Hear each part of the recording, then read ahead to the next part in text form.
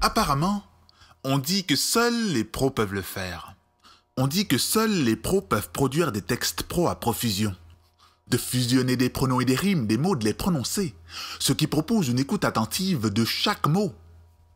Moi, je me considère pas encore comme un pro, mais je me promets toujours d'ici le prochain mois du progrès. C'est comme un projet que je projette, je ne sais pas trop pourquoi. Mais de plus en plus, les pros jettent des mots sur leur profil de l'internet.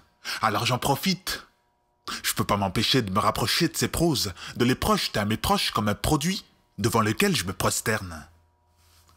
Captivé par ces termes, j'ai commencé à procréer des bouts de phrases et des proses ternes, mais qui se rapprochent désormais d'une approche de pro fier.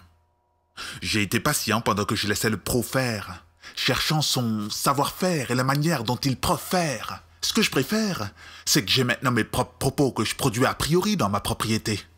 Mon seul problème, c'est que je connais plus ma priorité. Est-ce écrire ou dessiner? J'en ai la peau blême.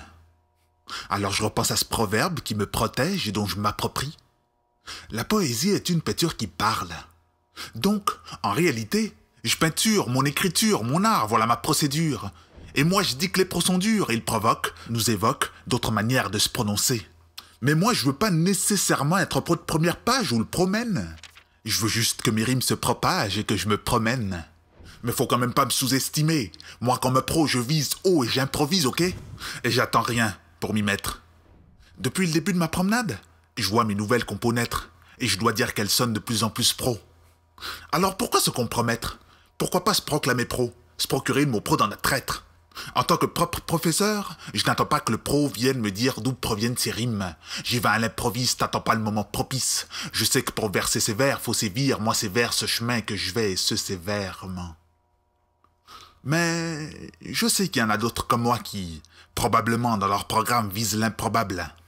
Qui se considèrent pas encore comme un pro, mais qui se promet toujours d'ici le prochain mois du progrès.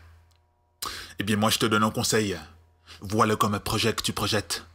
Et si tu me demandes pourquoi, eh bien, je te répondrai que peut-être parce qu'un jour, sans le savoir, tu le deviendras.